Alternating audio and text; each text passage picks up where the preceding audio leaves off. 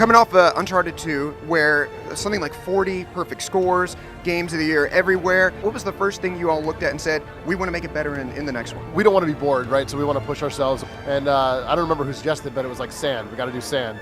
And so we knew we were biting off a lot when we decided to do the desert. But I think we realized, like, okay, we can push our tech in an interesting new way that we've never really done before. And then on top of that, just looking at, okay, where do we feel like the last game sort of where could have been improved? The animation system, streaming animations now, we can actually get Drake to react to what's around him in new and interesting ways. It really makes the player feel like, oh, I'm there, I'm feeling the emotion that Drake's feeling, and it makes him feel much more like a grounded character in the world. We always try to make the environment seem like a character in themselves. And now, because we're globetrotting more, the idea is the specific locations take on sort of that persona, the sort of adversarial nature of this genre. I mean, it could be your literal adversaries, but also it could just be, you know, man against nature, man against the crumbling chateau. Yeah, so we always try to make sure he's got obstacles to confront. No, it's really cool, and we're really proud of what we showed off. I think the trailer was something different and not the sort of same stuff we've done before, which is really awesome. And I think the gameplay footage we showed today, you know, sort of really showed our chops at a bunch of stuff we've never showed before, like the climbing on physics object stuff, right, and like fire, and like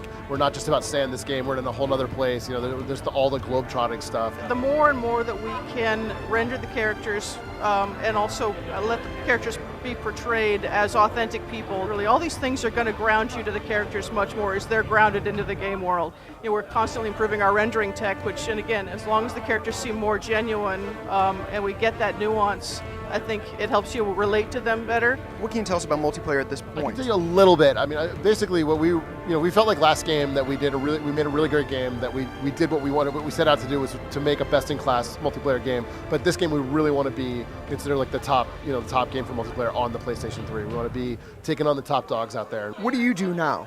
Between now and release, besides stuff like this? Honestly, I mean, we have a lot to do. It's always, I mean, we're always pushing the boundaries. You know, I think as Evan has said, we're never happy. You know, we push ourselves harder than anybody. You know, we're just never happy with anything. We want to be better and better and better. So we just kill ourselves. You know, and it's gonna be a tough year. We got a lot to do to meet our expectations and meet the fans' expectations.